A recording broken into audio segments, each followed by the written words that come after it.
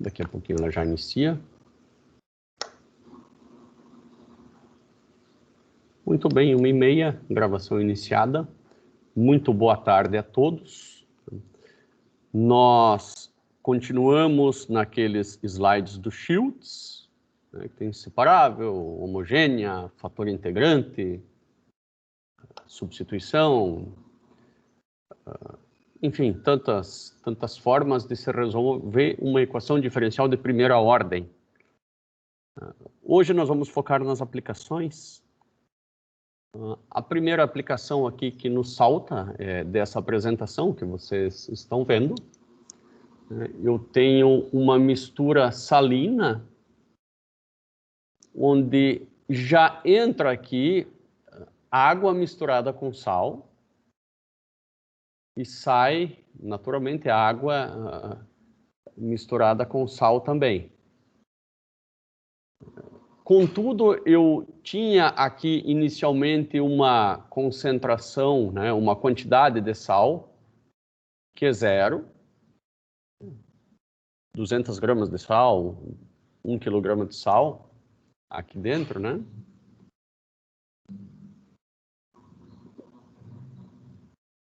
E a concentração, naturalmente, vou chamar de C0, ou concentração 0, vai ser Q0 dividido por 100 galões, né? Ou 100 litros, que seja, né? Mas aqui é galões.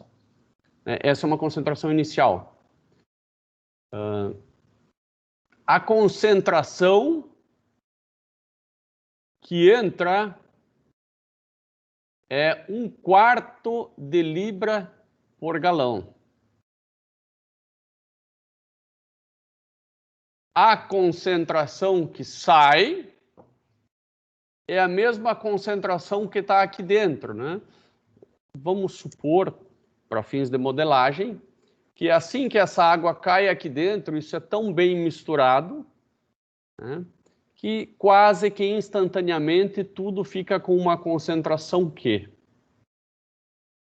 Uma concentração não, vou chamar de uma concentração C, né, uma concentração C. Então, entra uma concentração de entrada, aqui tem uma concentração que eu, por que não, posso chamar de C, né? E aqui a mesma concentração C, né? C de saída é a mesma concentração do que está aqui dentro. Como modelar isso? A melhor forma de modelar isso é dizer que a variação da quantidade de sal que tem aqui dentro é igual à quantidade de sal que entra menos a quantidade de sal que sai, em termos totais e não de concentração. Eu vou dizer então que estão entrando de fato, né, 1/4 de libra por galão. Tá? Essa é a concentração, não são quantas libras de sal, né?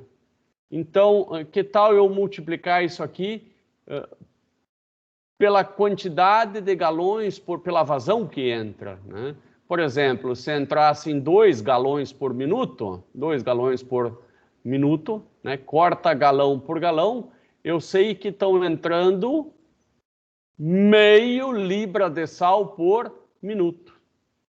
Tá? Eu vou multiplicar a concentração pela vazão e eu vou ter agora os libras por minuto de sal que estão entrando. Libra por minuto seria o equivalente a falar, não é a mesma coisa, tá? Quilograma por segundo.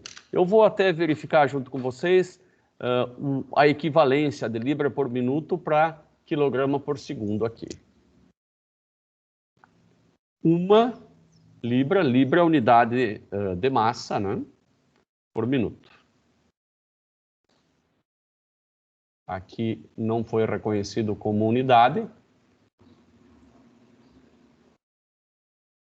Eu vou formatar, vou buscar aqui para ver se eu acho libra aqui nessas unidades desse programa, massa.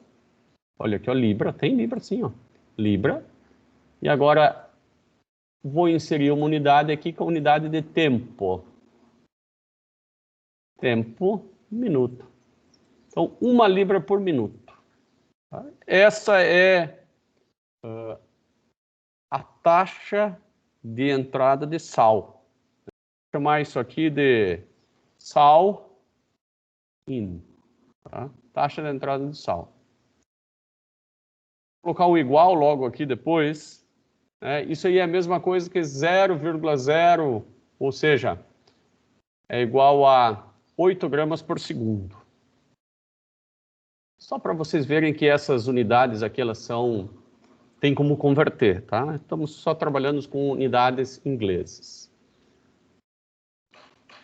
Vamos voltar novamente aqui, porque eu acho que isso aqui não é tão evidente, né?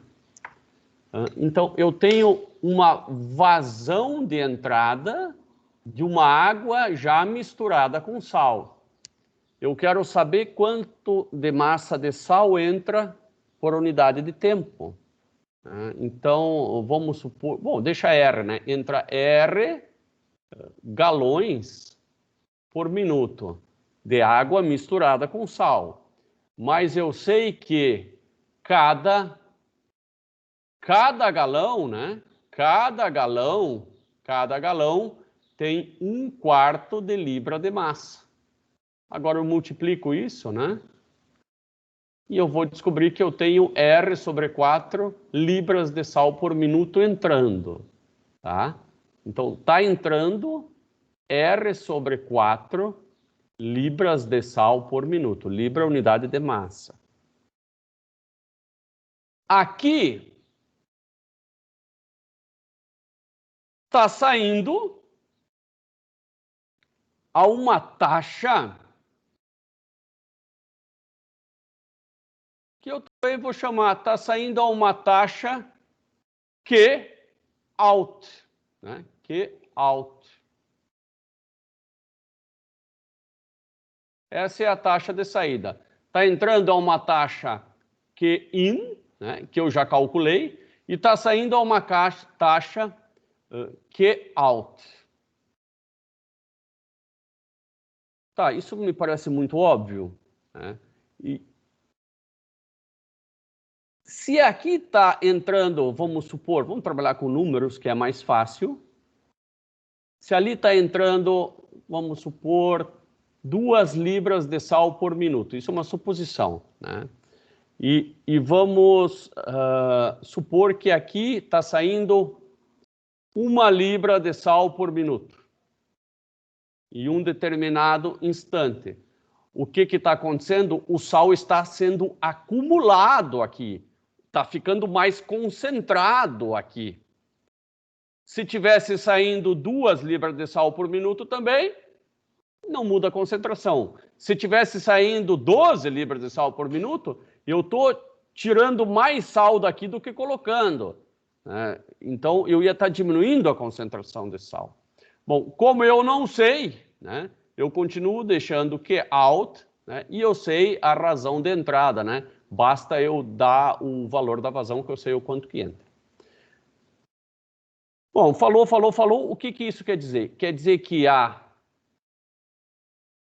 quantidade de sal, a variação da quantidade de sal no tempo, né? Então, ΔQ quer dizer a variação da quantidade no tempo aqui dentro, né? Ela é igual à taxa que o sal entra. Eu chamei de R aqui na outra forma, então deixa R, menos a taxa que sai. Não é a quantidade de massa, é a variação de quantidade de massa, né? O ΔQ, ΔT, ele vai ser igual à quantidade que entra no tempo menos a quantidade que sai no tempo. Gustavo, isso ficou tranquilo? Repito. Gustavo, Luiz e Arthur. A primeira vez que eu vi isso, quando aprendi, eu achava tão difícil.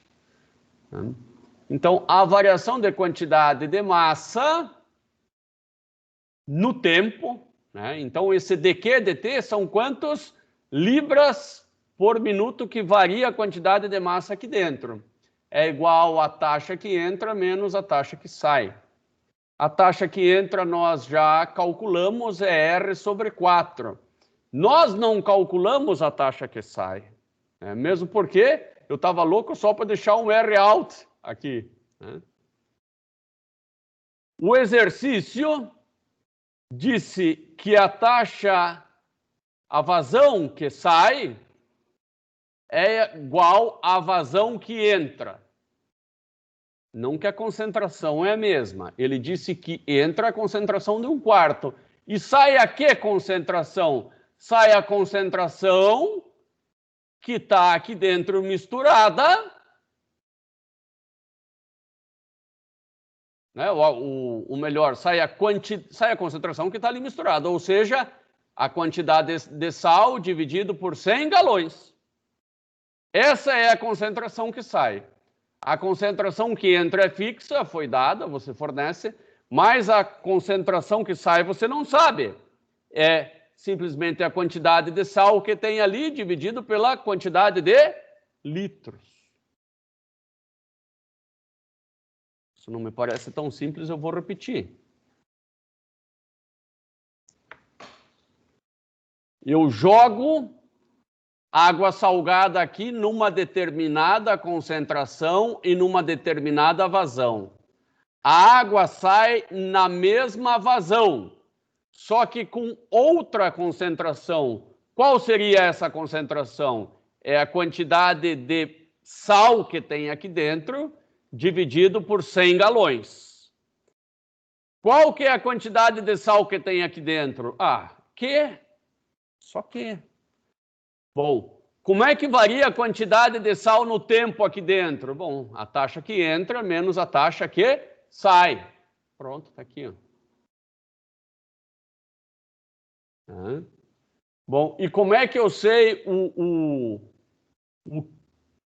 eu prefiro chamar isso aqui de Q minúsculo mesmo, sabe? Q in menos Q out. O Q in nós calculamos R sobre 4. E o Q out, né, é a quantidade de sal dividido por 100. Prefiro trabalhar com esse Q, né, para não confundir com esse R aqui. Muito bem. Aqui embaixo,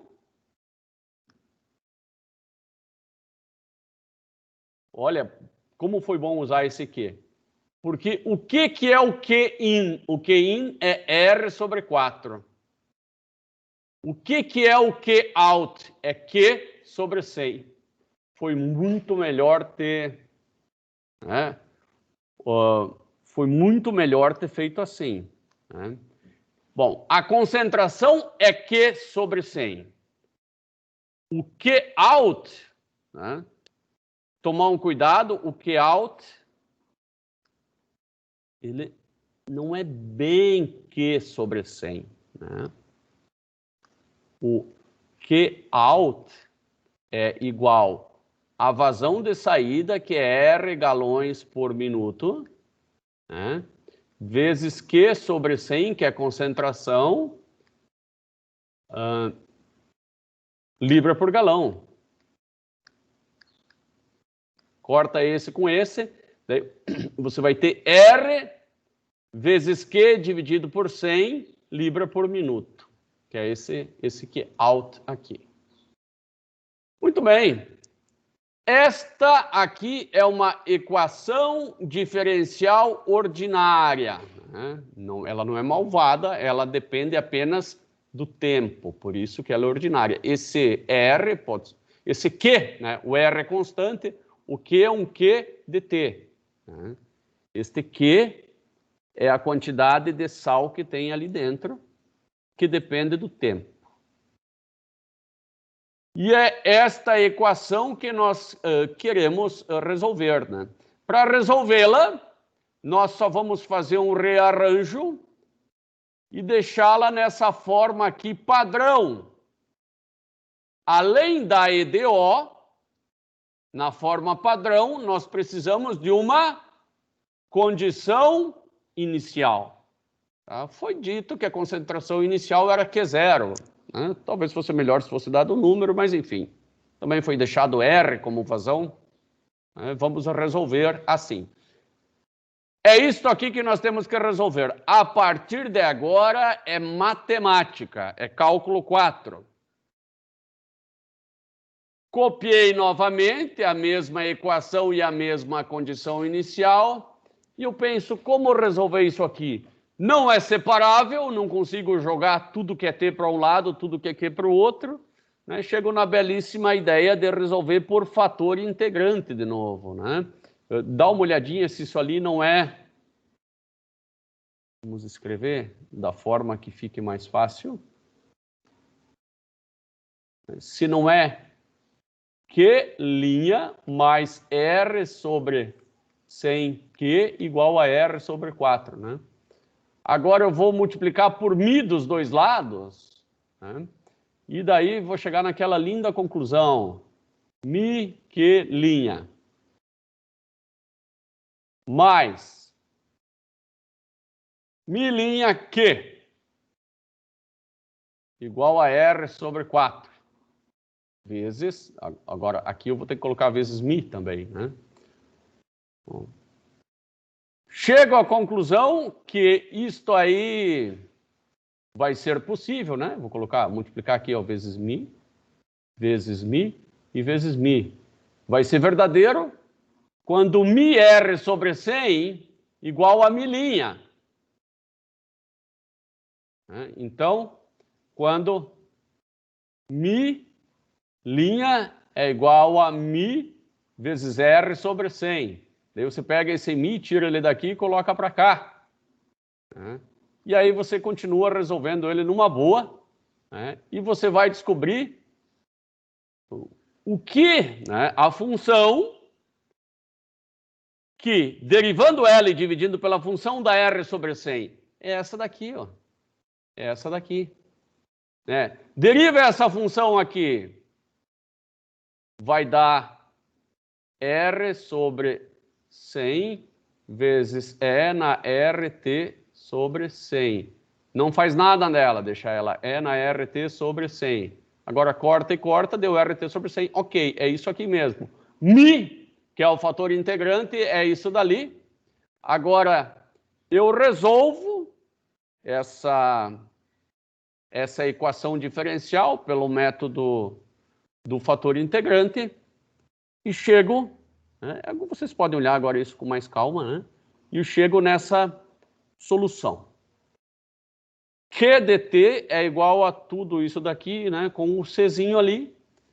Bom, eu tenho que descobrir esse Czinho e eu vou descobri-lo através do uso da condição inicial. A condição inicial diz que em T igual a 0, essa concentração vale Q0. Então, Q0 vai ser igual, bom, E na 0 é 1, Q0 vai ser igual a 25, né? Isso aqui dá 1, isso aqui dá 1, 25 mais C. Então, C igual a Q0 menos 25. Eu vou substituir no lugar desse C, Q0 menos 25. Né? Esse aqui é o C. E acabei de descobrir como funciona a quantidade de massa no interior daquele recipiente. Vou fazer alguns gráficos com essa função para ver se isso tem algum sentido.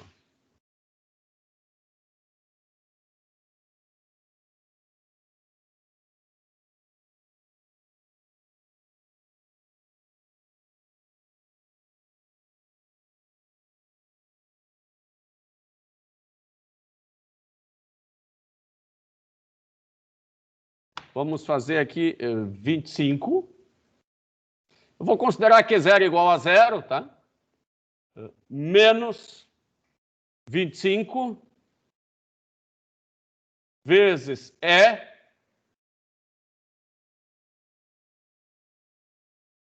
Vou colocar esse R igual a 2.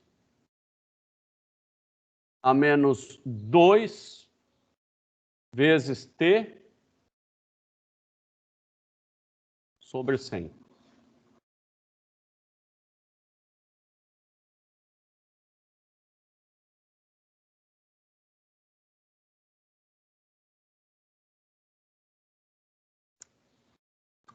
E aqui T. Não faz sentido o tempo negativo.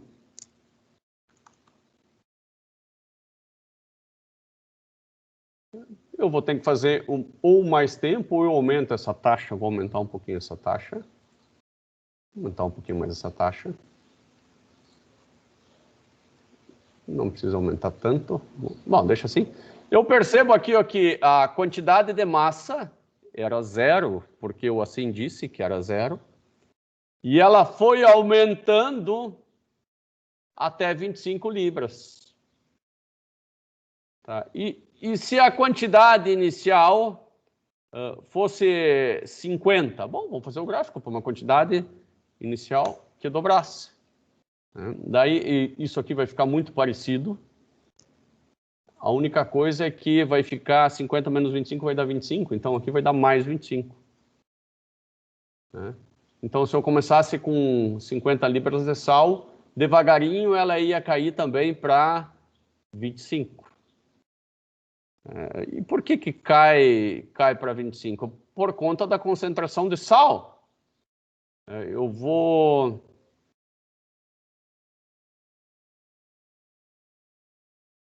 Eu posso, por exemplo, aqui no meu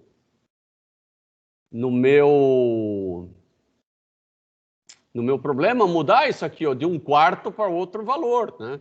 Só que esse 1/4 já está tudo dentro da conta, eu não tô lá muito a fim de mudar ele agora.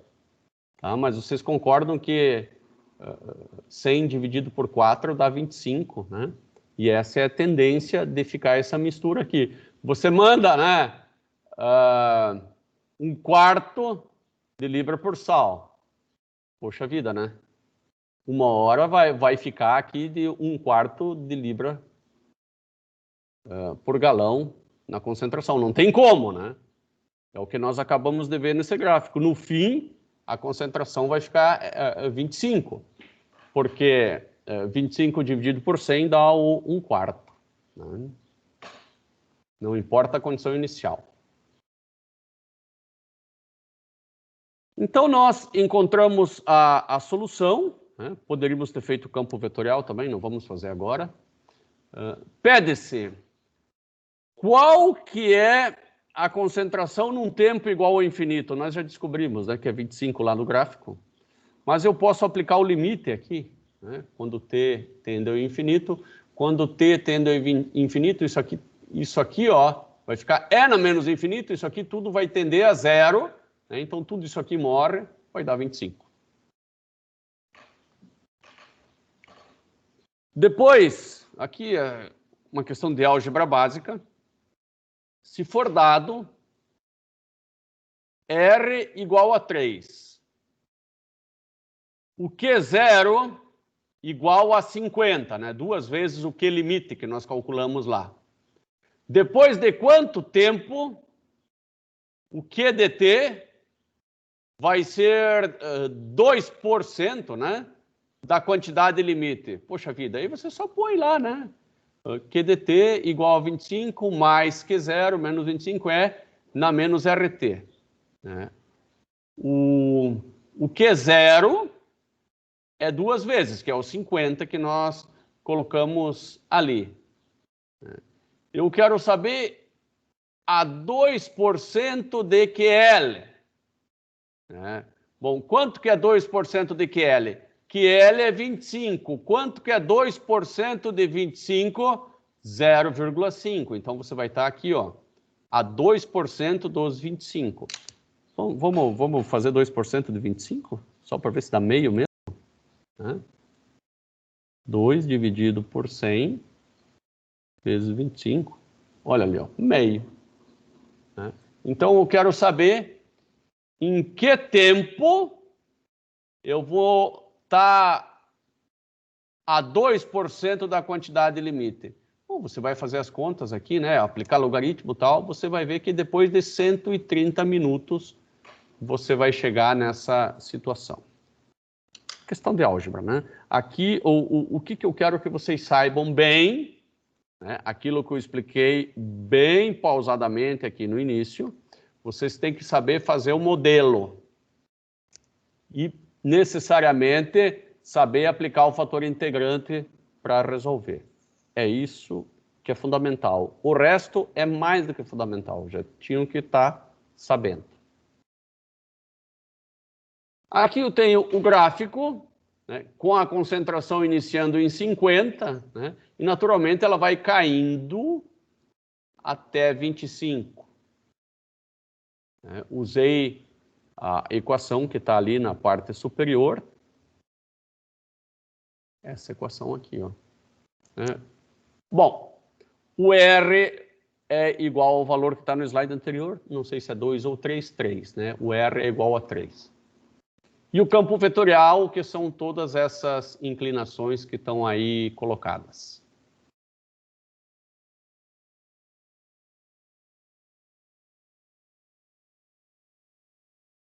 Bom, esse foi o exemplo da mistura.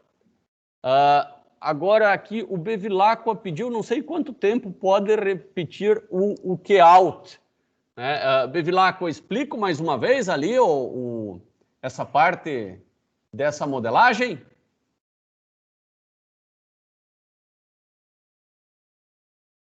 Sim, claro, vamos lá.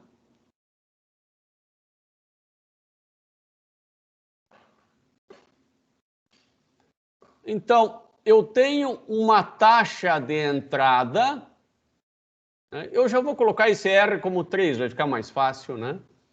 De 3/4 libras de sal por minuto. Eu vou usar as nossas unidades que nós estamos mais acostumados, tá?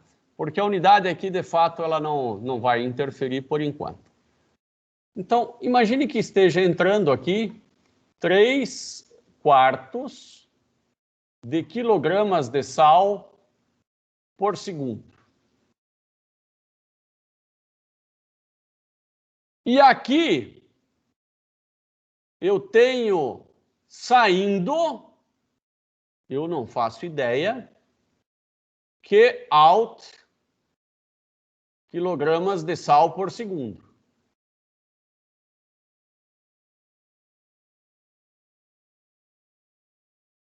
Esse cara aqui eu também chamei ele de Q-in, tá?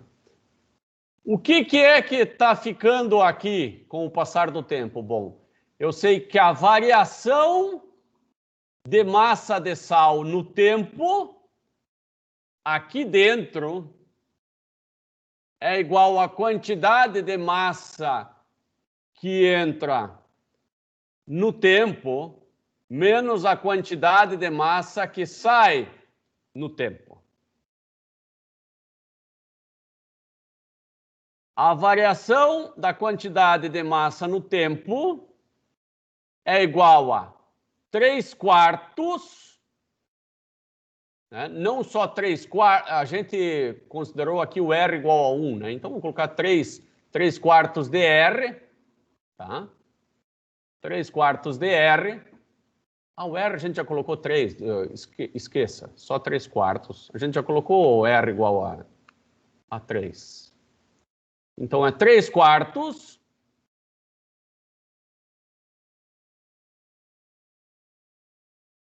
menos Q-out.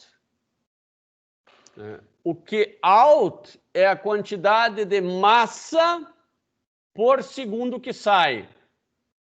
Só que daí vai ter duas variáveis, Q e Q-out, né? Como é que eu posso definir esse Q-out? Bom, eu sei que saem Q-out quilogramas por segundo. E eu sei que a vazão de saída é 3 litros, vou colocar 3 litros por segundo, né? Galões por minuto. Né?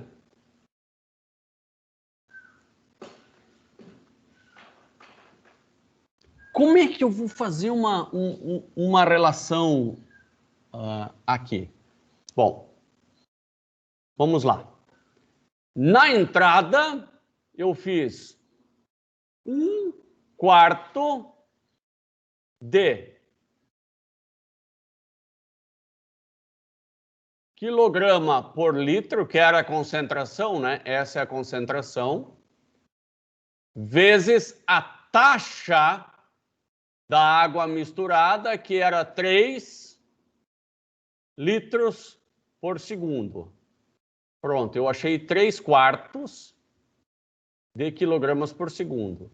Aqui eu vou fazer a mesma coisa, né? Q out, né? Isso é o Q in. O Q out vai ser a concentração, né? O que é a concentração? Deixa eu apagar aqui para ficar melhor.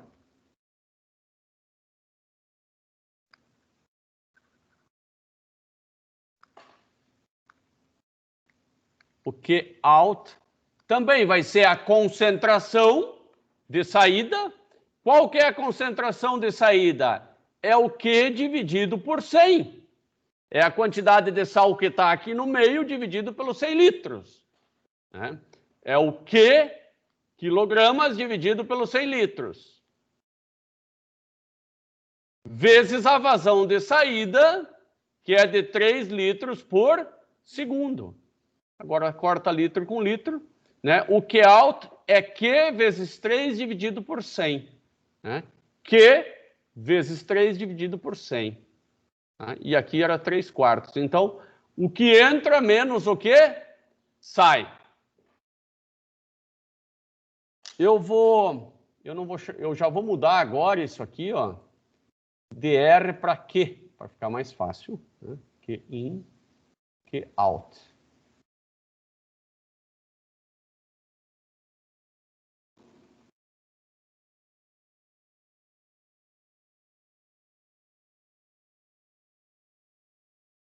Bevilacqua, melhorou ou mais uma vez? Quantas vezes forem necessárias?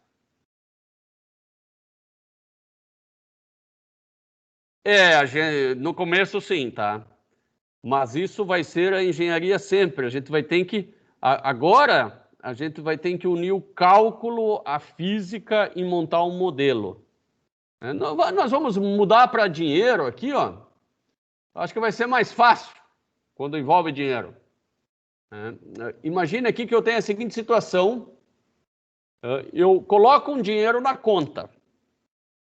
Deixo lá parado. E eu quero saber quanto dinheiro eu vou ter daqui tantos meses ou tantos anos. Eu modelo isso de maneira bastante simples, ó. A variação do saldo no tempo depende do saldo e de uma constante. O que é essa constante? A taxa de juros. Então, a variação do teu saldo depende do teu saldo e da taxa de juros. Claro, associado à condição inicial. Não adianta você botar o saldo inicial igual a 0. Essa aqui é fácil de resolver, essa aqui é separável, né? Então, vai ficar S' dividido por S igual a R, o que eu tenho aqui.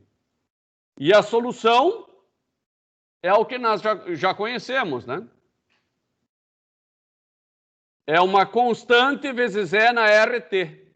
Então, você vai descobrir que a solução é uma constante vezes E na RT.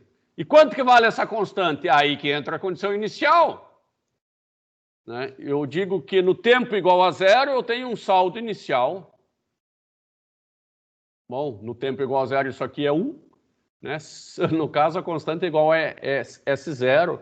Né? E esta é a equação. E se você jogar, nem vou jogar lá no Matcad, porque essa aqui é fácil. Você sabe que o saldo no tempo, se você tiver um saldozinho aqui, ó, S0, ele só vai crescer segundo uma exponencial, ou a dívida, né? Vamos ser positivo, que é o saldo. É claro que dependendo da taxa de juros, ele vai crescer mais lentamente ou mais rapidamente, dependendo da taxa de juros. Veja que já achamos uma aplicação em economia. Agora nós teríamos que achar uma equação melhor. Imagine que você vai depositar cada mês uma parcela. Você vai complementar, não vai depender só do juro. Você quer Você quer criar uma poupança, uma aposentadoria privada, né? E isso sim seria legal. Aqui eu tenho isso, né? Então, você sabe que a variação do teu saldo no tempo, além de depender da taxa de juro e do teu saldo, vai depender dos depósitos mensais que você faz, constantes. Agora mudou. Ao invés de só depender do saldo, depende do saldo mais o que você depositou. A variação do teu saldo no tempo, né, ela é modelada por essa EDO aqui, que é a mesma que está aqui em cima. Aqui ela só está numa forma padrão. E como resolver essa EDO aqui? Aí tu se vira, pega fator integrante, faz alguma forma, né? E nós temos aqui a resolução por fator integrante, né? Essa é a mesma EDO, né? Poderíamos escolher um saldo inicial igual a zero, afinal de contas a gente vai depositar todo mês mesmo. Vai resolver por fator integrante aqui sim, né? E a solução, ela está aqui abaixo, né?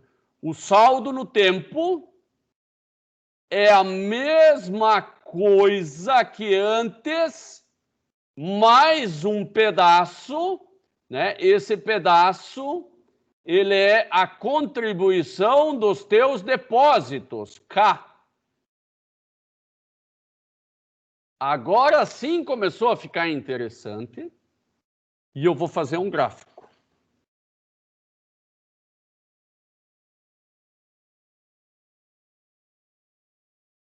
Eu vou chamar de S1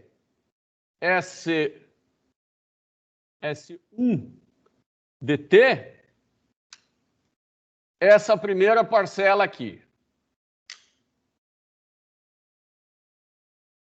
E S2 dt, essa segunda parcela. Então, S1 dt é igual a S0, depois nós definimos esses valores, vezes E elevado na R vezes T.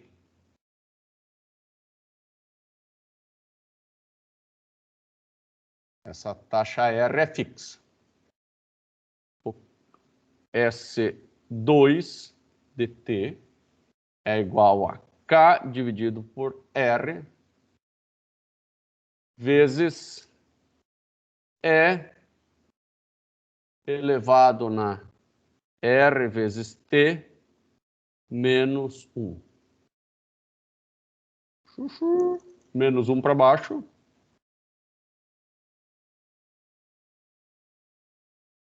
S de T é igual a S1 dt mais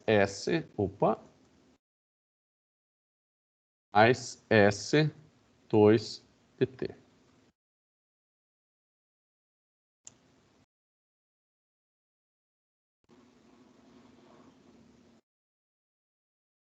Vamos definir aqui uma taxa, por que não mensal, né? Uma taxa de 0,5% ao mês.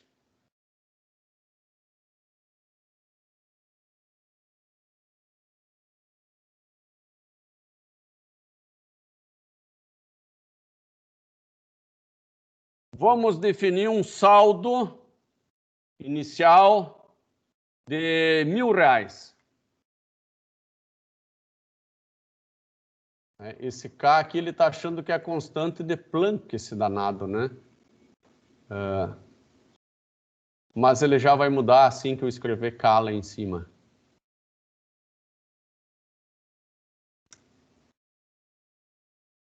Vamos definir um K, que é um depósito mensal de R$1.000 também. Vejam que esse K já mudou, não está igual esse E aqui com uma corzinha mais verdinha dizendo que é uma constante.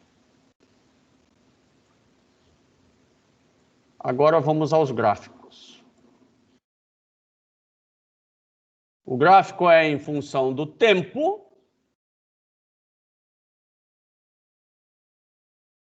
função do tempo. Eu vou fazer primeiro só o quanto que ia me render em 10 anos. Praticamente eu não consigo nem ver em 10 meses aqui, na verdade, porque eu dei a taxa de juro ao mês, né? Então, nós vamos fazer isso aqui mais tempo, em 10 anos, tá? 10 vezes 12. É praticamente uma linha reta de tão baixa que está essa nossa taxa de juros aí de 0,5%. Agora, está de 0,5% ao mês, né? Se eu fizesse de 1% ao mês, ó, já melhora. Né? Se eu fizesse de igual a taxa cobrada no cartão, né? Ela aumenta bastante. Não, mas a gente sabe que, vamos lá, 0,5% ao mês. Eu começo com R$1.000, né? Depois de 10 anos, eu tenho nem R$2.000, se eu deixar parado na poupança. Não estou nem contando a inflação. Agora, eu vou ver quanto que eu ganho, quanto que vai aumentar, só devido às minhas contribuições mensais, né? Eu colocando milão todo mês. Claro que vai ter que dar muito mais, né? S2DT. Tem que escrever aqui S2DT, provavelmente. Olha, dá tanto a mais que esse aqui chega a parecer uma reta. E a tua previdência, autoprevidência, vai ser a soma das duas, né? Que vai ser essa vermelha. Tá? O que eu estou dizendo aqui? Que se você começar com R$1.000 e depositar R$1.000 todo mês na poupança, depois de 10 anos, 1,5 vezes 10 na 5. Bom, eu posso simplesmente fazer assim, ó. S de 10 anos, de 10 vezes 12.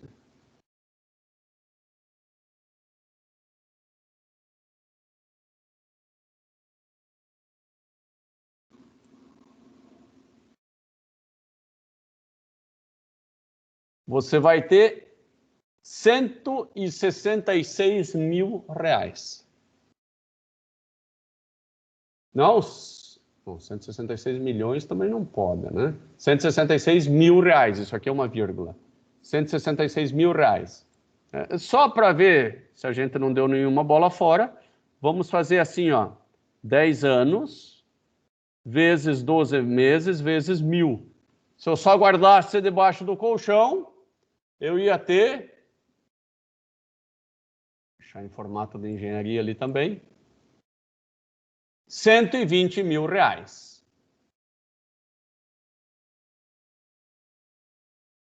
Como eu fui tendo um jurinho em cima disso ali, né, eu acabei R$166 mil. Um pouquinho a mais, não é nem muito a mais, hein? O juro está muito baixo e também só são 10 anos. Né? O que nós poderíamos fazer agora é economizar, para se aposentar é bem mais do que 10 anos, vamos economizar 30 anos, pelo menos. Pelo menos 30 anos. Vou colocar aqui 30 anos. Aqui eu vou colocar 30 anos. Agora eu já tenho 1 milhão. E aqui eu vou colocar 30 para ver se eu guardasse debaixo do colchão. Aqui fez diferença, ó. Em 30 anos, se eu colocasse debaixo do colchão, eu ia guardar, eu ia ter 360 mil. Em 30 anos, se eu colocar só na poupança, eu tenho mais de 1 milhão. Por quê? Porque eu comecei a ter juro sobre juro. Né? O dinheiro que eu nem depositei, mas que me rendeu juro e eu não tirei, começou a render juro. É aquela famosa história, botar o dinheiro para trabalhar para você. Né? Aí chegou o momento Quando você tem uma certa quantidade de dinheiro, é o dinheiro que trabalha para você e não você que trabalha para o dinheiro. Eu faço votos que todos nós um dia cheguemos nesse nível. Né? 1 milhão é suficiente para viver mais 10 anos? Não sei. Né? Você vai ter que agora fazer um modelo, né? E é isso que eu vou deixar de trabalho até o final da aula. Você vai ter que fazer um modelo de retiradas. Né? O que não é difícil, pelo amor de Deus. A gente acabou de fazer um modelo de depósito. O modelo de depósito é esse. Variação do saldo no tempo é igual a taxa de juro vezes o saldo mais o depósito. Você pode fazer variação do teu saldo no tempo, é a taxa de juro vezes o saldo menos a retirada. E ver quando que o teu saldo chega a zero. Então, você, me aposentei, eu quero viver mais 15 anos e morrer. Aí você coloca aquele tempo, 15 anos, né, para o teu saldo dar zero e ver quanto que você pode tirar por mês. O pior é se você viver 16, né? Ou 14, não sei o que é pior. Professor? Sim? Então, tipo, os trabalhos que você vai passar até o final da aula é para fazer vai ter que fazer um modelo de retirada como se eu estivesse investindo e quanto que eu vou tirar, é isso? A aula não acabou ainda, eu vou passar mais alguns exercícios, né? Sim. Mas no fim, o que eu vou querer, e eu vou explicar melhor ainda, vou aproveitar para explicar agora, né? Eu tenho minha vida aqui, Pedro, e a partir do momento que eu me conheço por gente ali, estou formado, ganhando um dinheirinho, né? Eu vou colocar aqui 30 anos, né? 25, pelo amor de Deus, 25. E aí eu vou querer trabalhar até os 70. Né? Então, até os 70 eu vou acumular. E eu pretendo morrer, sei lá, com 100. Né? Até esse saldo aqui dá zero. Eu quero que vocês me façam um planejamento de vida, né? Com qual que é o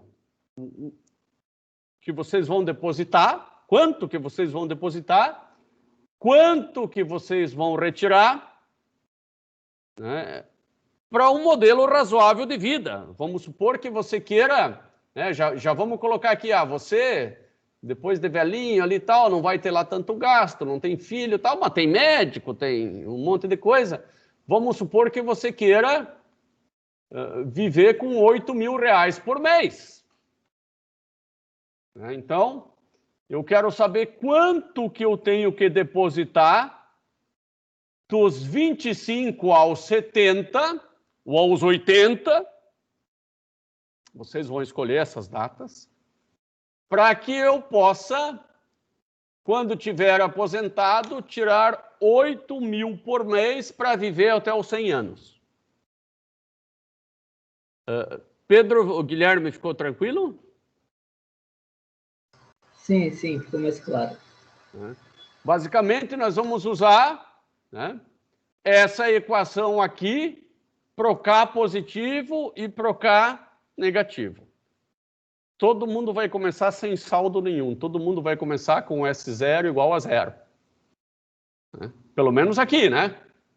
Nessa outra modelagem, você vai ter um S0 de novo.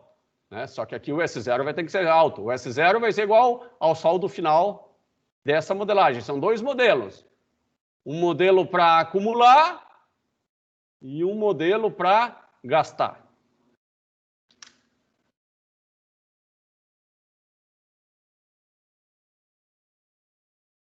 Aqui eu tenho mais alguns exemplos, esses foram tirados de livros, né?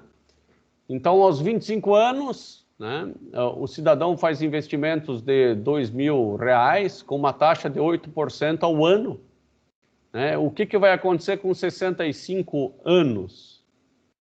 Aos 65 anos, né? Ou seja, 40 anos depois. Né? Por isso que está S de 40 aqui, né? Porque é 25, né, mais 40. Né? O S de zero é no tempo que eu comecei a acumular, que é os meus 20 anos. Né? Com 65 anos, o cidadão vai ter 588 mil. Né? Mas ele só desembolsou 80 mil. O resto é juro. Por isso que é tão importante ter um dinheirinho no banco para ele trabalhar para você. E não o contrário, está devendo para Deus e o mundo e ainda você está trabalhando para pagar a conta que não é tua, que é juro. Melhor é o contrário. Melhor receber pouco juro do que pagar muito. Essas EDOs são lineares, são simples, né? Agora, existem EDOs que não são lineares, normalmente são complicadas. Bom, como é que eu faço para saber que elas têm alguma solução? Às vezes eu não estou nem interessado, não preciso saber a solução, mas saber uma tendência, um comportamento, só o campo vetorial está bom. Mas só o campo vetorial eu posso não saber para qual lado vai, ela pode ter mais de uma solução. Bom, aí eu uso dois teoremas. Ó.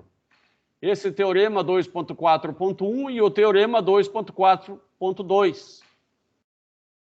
O teorema 2.4.1, ele fala o seguinte, se você conseguir deixar, nem sempre você consegue, deixar nessa forma aqui, a equação diferencial, né? Se esses dois termos aqui, se eles são contínuos num intervalo, pois naquele intervalo a equação diferencial tem solução única.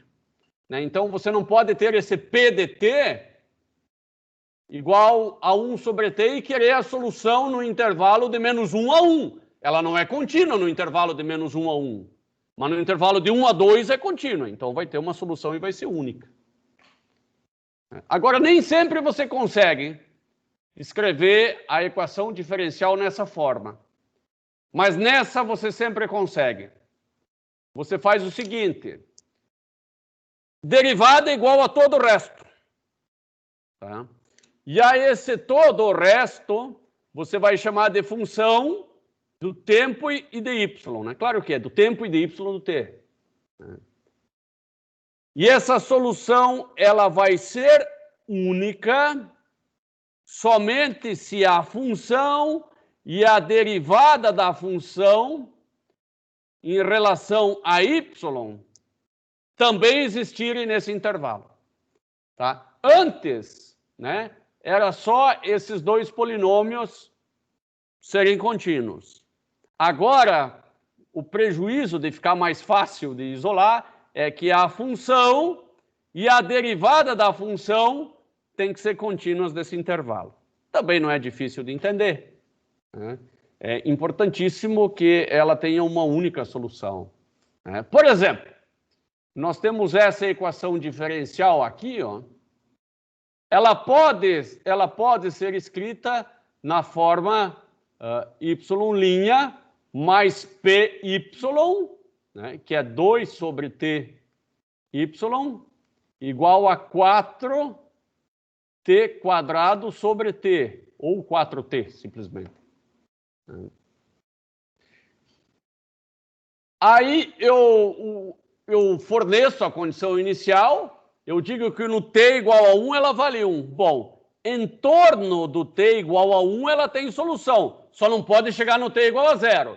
Né? Então, aqui eu tenho o gráfico, ó, em torno, né, do t igual... Não, aqui na verdade é menos 1. 1 é do lado de cá. 1 é esse aqui, ó. Eu vou ter que mudar a posição desse cara ali, ó. Acho que vocês conseguiram enxergar isso também. É que...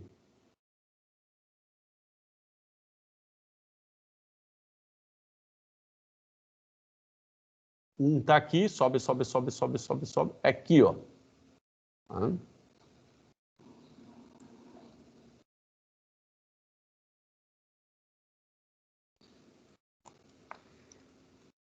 Então, este é o ponto t igual a 1, né? Ela vale 2, né? Tá aqui, ó. em torno desse ponto aqui, a solução é única, né? Claro que não é tão pertinho, né? Até quando for. Mas veja que ela não vai passar do zero, né? E para lá, para a direita, ela vai numa boa. Não tem o problema de ter duas soluções. A solução é única e é essa daqui. Bom, consegui escrever esta aqui naqueles termos lá, y', né, mais p dt, que é esse 2 sobre t, igual a g dt, que é 4t quadrado sobre t. Bom, esta daqui eu não consegui, mas o mínimo que eu consigo fazer é isolar o y'. Agora eu tenho o y' como uma função de y e de t, ou y e x, que é a mesma coisa. E aí eu pergunto, será que eu tenho uma solução única desta equação diferencial para esta condição inicial? Bom, vamos ver. Para ter uma solução única, tem que respeitar duas condições. A primeira é que a função tem que ser contínua no x igual a zero. Bom, x igual a zero não é problema. Ela passa nesse teste. E a segunda é que a derivada da função tem que ser contínua também no x igual a zero. Né? Bom, vejamos o seguinte. No x igual a zero, eu falei uma bobagem aqui, ó. Isso aqui está errado. No x igual a zero, é que eu estava olhando isso aqui como x, isso ali é um y. No x igual a zero, y vale menos 1. Tá? Então, menos 1, tá ok, tá certo, passa nesse teste sim. No x igual a zero, y vale menos 1. Menos 1 passa. Passou nesse teste também. Agora eu vou pegar aqui do conjunto de soluções, aqui à esquerda, x igual a zero, y menos 1. X igual a zero, y igual a menos 1. Tá aqui, ó. E em torno desse cara aqui, ó, a solução é única, é essa linha preta. Só tem um lugar onde essa solução não seria válida, que é aqui, ó. Se eu desse, por exemplo, y de menos 2, y de menos 2 igual a 1. Aí ferrou. Y de menos 2 igual a 1, tá? Porque sempre que eu tiver um y igual a 1, vai dar um denominador zero aqui. Logo, eu não garanto a solução única. Então, sempre que eu... Não importa o x, se o y der 1, a solução não é única. Ela pode ir para lá ou pode vir para cá. Mas, por certo, a solução, a condição inicial foi aqui. Então, tem solução única sim. Pedro Guilherme, clareou? Porque ali no meio, eu meio que disse que sim, meio disse que não. Volto a explicar novamente essa questão.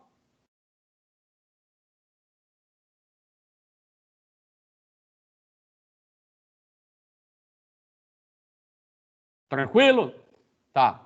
Mas eu mesmo assim eu vou querer explicar novamente aqui, Pedro, porque pelo seguinte, ó. De novo. Para ter uma solução única, esse problema de valor inicial aqui, né, o y não pode ser 1, né, tanto pela função como pela derivada. Tá? Bom, mas o y não é 1, é menos 1, então vai ter mais do que uma solução.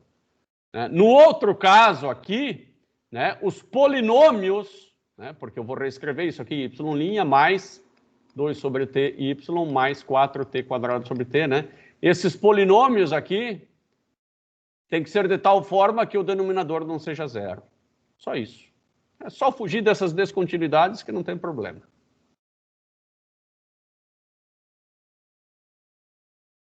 Agora, imagine que o cidadão te disse, ó, o y de 0 é 1, né? Para a mesma equação, não é mais menos 1. Você disse que é 1. Né? Agora, existe solução? Existe, só que ela não é única. Né? Você pode, né? Então, aqui é o ponto, né? Você pode tanto ir para lá como ir para cá. A solução não é única, você pode estar fazendo uma reação estável como uma reação instável. Então, não é... Você já sabe que você tem mais uma solução, você não precisa nem ir atrás de se esforçar para achar a solução dependendo do problema.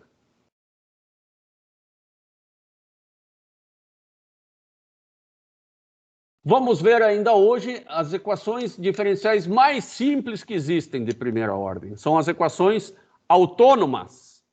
Tá? Elas aparentemente não dependem do tempo. Né? Normalmente as equações diferenciais são assim, você isola, se você isolar, né, o y' vai ser uma função de t e de y. Né? Para nós, o t ele vai estar meio escondido. Claro que o y é o y de t, né, mas ele vai estar meio escondido. Isso aqui é uma equação autônoma. Tá? Por exemplo, o crescimento exponencial do dinheiro lá que nós vimos, da poupança sem depósito, é uma equação autônoma. O crescimento do coronavírus pode ser uma equação autônoma numa modelagem simples.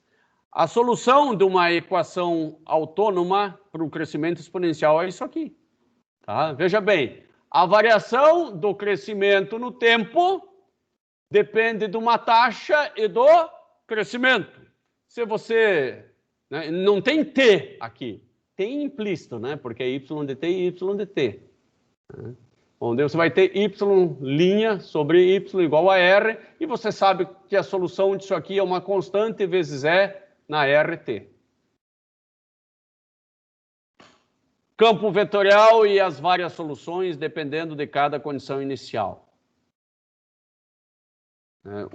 Agora nós vamos verificar como uma espécie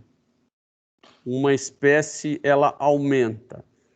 Nós sabemos que uma população não pode aumentar igual ao saldo bancário.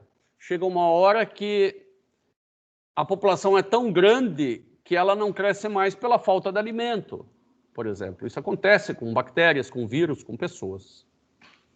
Então, esse modelinho é um modelinho extremamente simplista que nós não podemos nos dar ao luxo de usar para modelar o crescimento do coronavírus.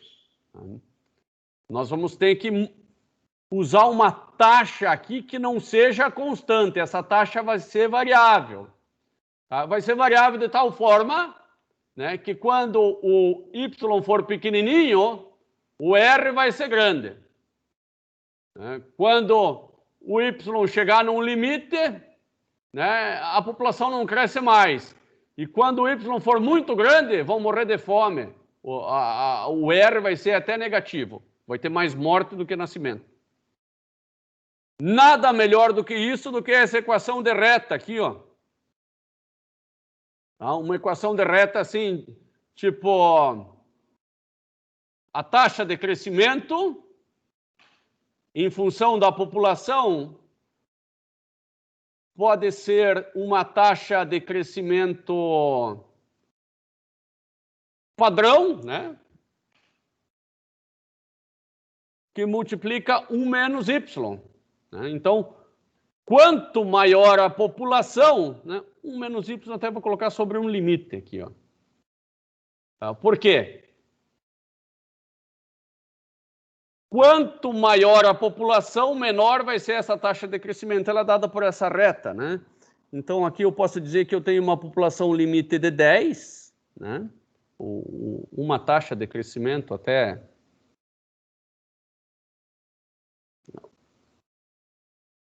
inicial de 10, né? E essa taxa de crescimento ela vai caindo de acordo com a população. Quando chegar numa determinada população aqui, a taxa de crescimento é 0, né? E se a população for maior ainda, a taxa de crescimento começa a ser negativa. Então, aquela equação assim, ó, população, variação da população igual a taxa de crescimento vezes a população, vai continuar a mesma, só que a taxa de crescimento vai ser variável. Eu vou escrever ela como a taxa de crescimento intrínseca, que a gente chama, vezes 1 menos y sobre o limite. Agora sim, verifiquem que quando y for pequenininho, por exemplo, 0, vai ficar R0 vezes 0. Quando y for igual ao limite,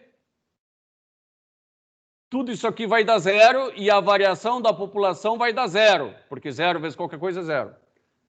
Quando y for superior ao limite, isso aqui vai dar negativo e a variação da população vai ser negativa. Legal. Então, eu vou ver o que é essa equação diferencial. Ela é a mesma coisa que essa aqui, tá? É a mesma coisa que essa aqui. Tá? A variação da população é igual a uma taxa de crescimento, né? Que multiplica 1 menos a população sobre a população limite, vezes a população. Tudo isso aqui é a taxa de crescimento variável, né, que depende da população. Tá? Essa é a análise que eu tenho que fazer. Tá? Então vamos aprender um pouquinho de MATLAB hoje de novo, que sempre é muito bom.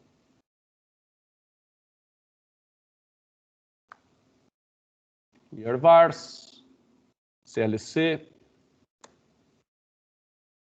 Agora, vou definir como variável simbólica o T, a população, já chamamos de Y, então vai ser Y de T. E tá bom. Ah, faltou ainda o R de Y, né? O R de Y.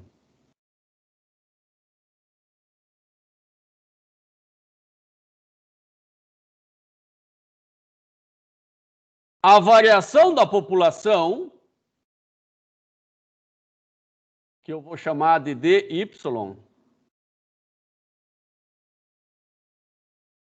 é igual a uma taxa R0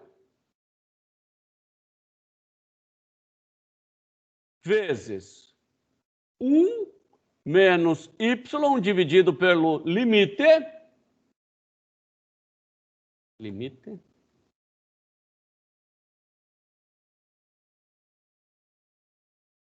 vezes y.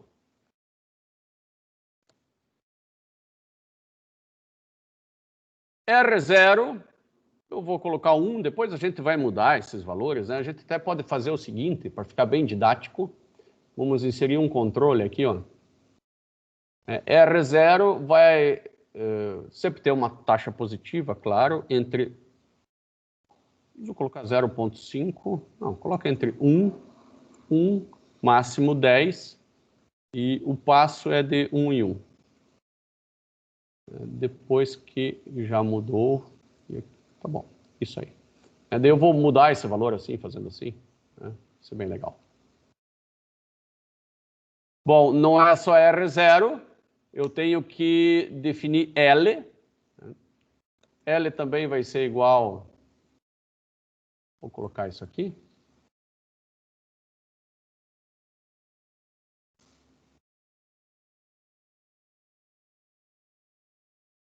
Vamos executar esse pedacinho aqui, ver se dá tudo certo.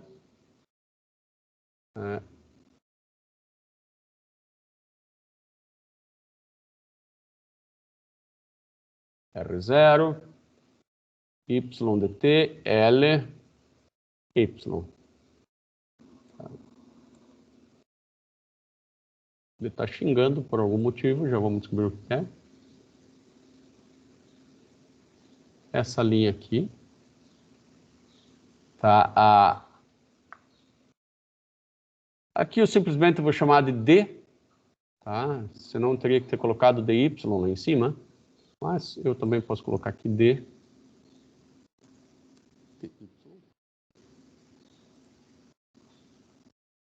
Se der problema, como deu, faz o seguinte, cara. Esse L não precisa ser simbólico ali. Tira esse Y. Nosso problema acabou de ser eliminado.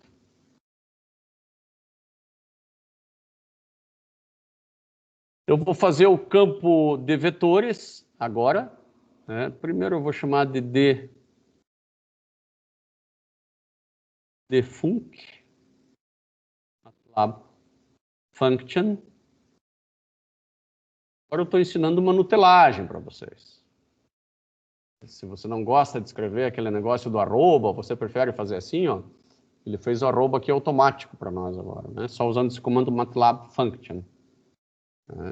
Veja que é a função do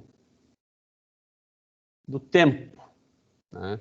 Eu confesso que eu não gostei. Eu vou fazer o seguinte, antes eu vou dizer que essa derivada, ela depende do y, depende do tempo também. Vamos agora ver. Ele não aceitou, né? Não aceitou mesmo. Vou colocar y de t, porque ele depende dos dois, de fato. Se não der certo, não deu certo a nutelagem. Então, derivada é igual a arroba de y do tempo, a taxa inicial vezes 1 menos y sobre L, bota um ponto e aqui ponto. Aqui no começo não precisa, mas se colocar não faz mal nenhum, esse sims não vai servir para nada até aqui.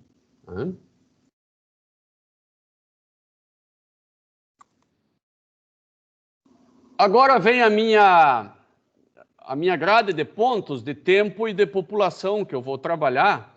Eu teria que dar alguns chutes aqui para encontrar. Se eu usar o R igual a 1 e o L igual a 10, de 0 até 8 e de 0 até 16 é uma boa aproximação. Então, vou fazer isso aqui. Tá? Tempo igual a linspace, fazer de 0 até 10, 0,10, uns 20 pontos. A população igual a linspace,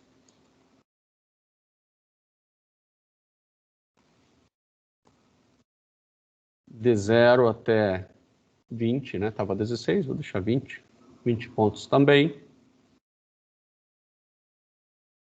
T, Y, mesh grid, para fazer toda aquela grade. A inclinação, né, a derivada, chamada de inclinação, é igual a derivada, colocando o y e colocando o t. Estou fazendo essa função aqui em cima. Vou achar a angulação, que é igual a arco tangente da inclinação. Agora, quiver, para fazer as setas. Começa no T e no Y. E tem um comprimento cosseno do ângulo e seno do ângulo. Não vou colocar o IV, já vou colocar cosseno e seno. E já vou ver como essa função vai se comportar, né? Eu já consigo ver como ela vai se comportar, né?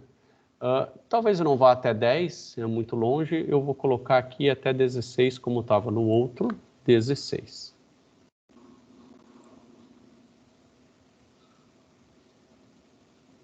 Vou fazer o gráfico de 0 até 16, né? E em X, de 0 até 10. Então, axis.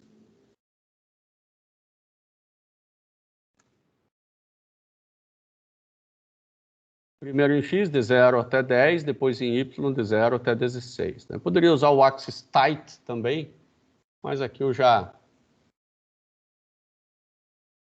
Já fui mais bruto, né? Eu consigo ver que ele vai tender a esse valor aqui, ó. Tende a esse valor, né, de estabilidade. Né? Se ele começar num valorzinho pequeno, ele sobe, sobe, sobe, sobe e depois tende para cá. Se ele começar alto, ele desce, desce, desce, desce, desce, desce e tende para cá. Se a população for zero, ela não aumenta, ela continua sendo zero para sempre. Né? E população negativa não faz o sentido. Eu não resolvi essa equação diferencial, tá? Eu só fiz a tendência dela, só analisei a tendência. Né? Como é importante essa análise qualitativa. Bom, mas nós vamos ter que dar um jeito de solucionar essa equação também, é óbvio, né? Então, essa equação tem essa tendência aí. É claro que aqui vocês já estão vendo o gráfico da solução também. É mais fácil de ver quando ele está prontinho assim, né?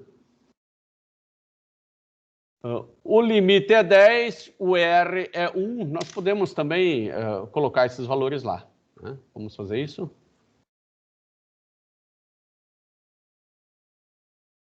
Aqui o limite é 10 e o R é 1. Agora ficou mais fácil de ver. Né? Se eu for aumentando a taxa de crescimento, ó, ele chega no limite mais rápido. Né? Eu posso colocar o limite mais para baixo também. Ó. Mudei o limite.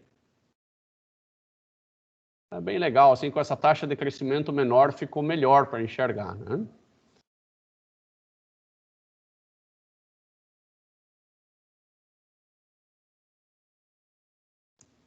Mas antes de encontrar a solução, vamos analisar um pouco mais qualitativamente. Né? A equação diferencial, ela ficou taxa de crescimento variável vezes a população Y. Isso aqui é uma equação do segundo grau, né? Se você aplicar a distributiva aqui. E é uma equação do segundo grau que tem duas raízes, né? Uma das raízes é y igual a k e outra raiz, y', né? Outra raiz é y duas linhas igual a zero. E claramente, no que você multiplicar esse por esse, você vai ver que vai ter um y ao quadrado negativo. Então vai ser uma parábola com concavidade para baixo. Agora, o y'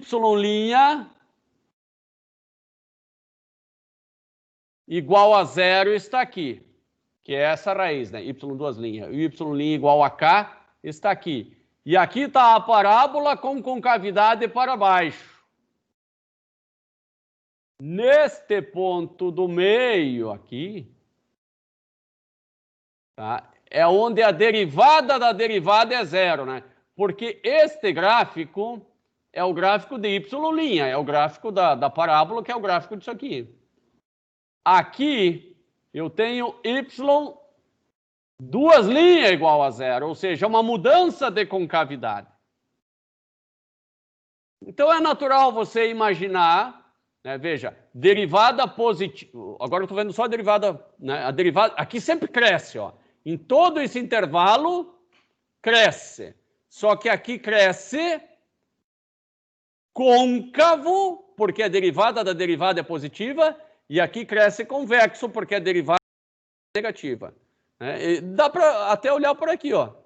Cresce côncavo e depois cresce convexo. É isso que quer dizer esse gráfico. Vamos à solução, finalmente, dessa equação. Eu tenho a minha equação aqui. A minha equação diferencial. De novo, esse aqui é a taxa de crescimento variável e a população.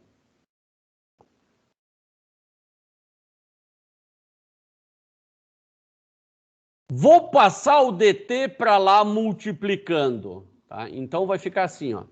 dy igual a r 1 menos y sobre k y dt. Né? depois também nada impede de você passar esse cara para cá, dividindo, que é o que você tem aqui. E aí você não faz mais nada. Aí você está perdido. Bom, nós vamos ter que reescrever isso aqui, ó. 1 dividido por tudo isso aqui, vamos ter que escrever em termos de frações parciais. Eu sei que qualquer polinômio, qualquer fração pode ser escrita em termos de frações parciais, que é o contrário de tirar o mínimo.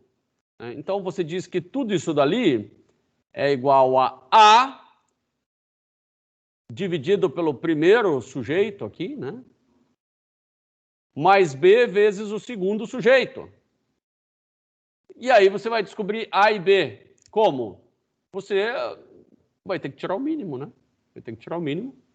O mínimo vai ficar 1 menos y sobre k vezes y. Agora, esse dividido por aquele vai dar y, vai ficar AY, né? Mais B que multiplica 1 menos y sobre k. Este cara aqui é igual àquele cara lá, tanto é que tu vai cortar esse com esse, você vai ter isso aqui, 1 igual a AY mais B que multiplica 1 menos y sobre k. Esse 1, eu posso reescrever ele assim, 0y mais 1 é igual a y que multiplica a menos b sobre k mais b. Daqui eu tiro que b é igual a 1. Não era para passar. E que a menos b sobre k igual a 0. Então, se é igual a 0, e se b vale 1, a igual a 1 sobre k, que é o que você tem aqui. Depois você, no lugar disto daqui, você vai colocar a sobre isso aqui mais b sobre y. Só está ao contrário aqui, né? Está b sobre y mais a, isso aqui é a, sobre tudo isso dali, dy, igual a r dt, que é o que está aqui. Bom, deixa eu apagar aqui, já está bagunçado demais.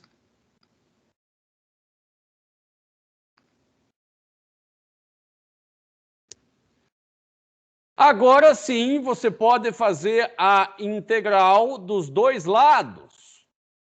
A integral de r dt é rt mais c.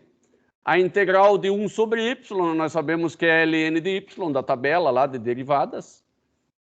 E também da tabela de derivadas, nós sabemos que a derivada deste cara aqui, é igual a isso daqui. Por quê? Porque a derivada deste aqui com relação a y dá 1 sobre k, e embaixo a função y. Muito bem. ln menos ln vira uma divisão, depois você aplica e elevado na a função exponencial dos dois lados, e você encontra a solução. Essa é a solução da equação diferencial. Agora nós somos capazes de plotar as diversas soluções para as diversas condições iniciais. Muito bem. Vai colocando população, só não coloque 0, Só não coloque 0, mas vai colocando várias condições iniciais aqui, que você vai gerar os vários gráficos. Inclusive, se você começou com uma população muito alta, você vai ter bastante mortalidade até atingir uma população de equilíbrio. Se você começou com uma população bastante baixa, você vai ter bastante crescimento, aqui a mudança de concavidade de todas elas, até chegar na população de equilíbrio. Alessander, tranquilo?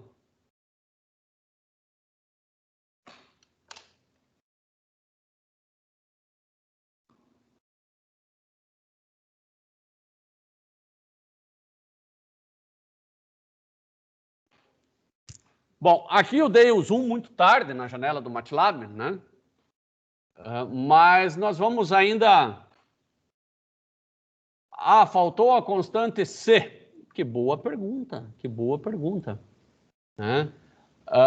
A constante C ela foi suprimida porque em t igual a 0, nós consideramos a população Y0, e todas essas contas já foram feitas de forma a colocar C como função de Y0 aqui, tá? Então, você coloca aqui, ó, Y0 e t igual a 0. Né? Assim é que você vai achar o C. Bom, eu vou pegar essa equação aqui, ó. Essa equação Y0K, eu vou ter que colocar ela para o lado, porque eu não vou decorar isso aqui, mas nem a pau. Tá? Eu vou escrever aqui do ladinho. Posso apagar tudo de novo, clear vars. Vou apagar tudo de novo. Vou segurar aqui, porque eu vou fazer em cima, hold on. Vou fazer o gráfico em cima do outro.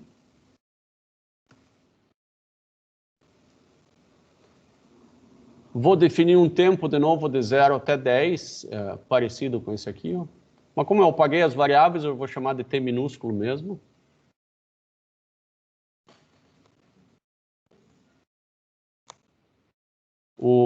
O y, que é a população, eu vou colocar ele como função do tempo. Né? E ele vai ser y0 vezes o limite. Né? Nós vamos escolher colocar L dividido por y0 mais o limite menos y0 vezes E a menos R vezes T. Tá? Esse R é o que nós definimos antes por R0. Esse é para ser o denominador. Vamos ver se está certinho. Está certinho. Esse clear vars, eu creio que ele vai atrapalhar. Tá? Pronto, deixa assim. Tá bem legal. E agora eu vou fazer um gráfico. TT, minúsculo, vírgula Y de TT. Antes de dar o play, o limite está lá em cima, é o mesmo limite, por isso que eu apaguei o clear vars. O R0 está lá em cima também. Vamos lá. Ele já... Y0, ele disse que não sabe quanto que é Y0, né? Y0 seria legal se eu colocasse como uma funçãozinha aqui em cima também, que eu... Não uma funçãozinha, uma variável, né? E vou fazer ela variar a população inicial entre 0 e o máximo de 20. Passo 1. Ok. Vamos limpar isso aqui. Clear output. Tem que colocar esse hold off aqui, senão vai dar tudo errado. Pronto, apareceu a linha aqui, muito fina. Beleza? Então faz assim. Line. Width.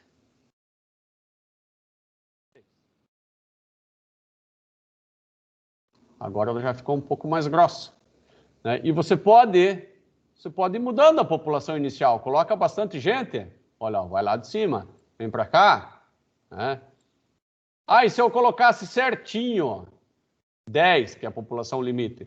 Bom, daí não cresce nem diminui, fica assim. Vou colocar 0. Não, 1 ainda cresce. 0 não cresce, como é que vai crescer? Bem por certo, 1 também é estranho crescer, tá? Se fosse um indivíduo, mas quem sabe aqui é 1 vezes 1000. Né? Meus caros, tudo compreendido aí?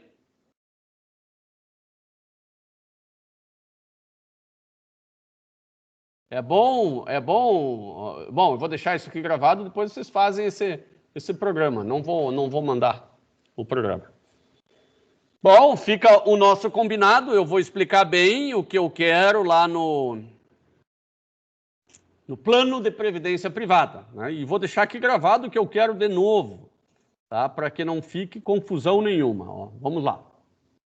Eu quero fazer um planejamento de vida.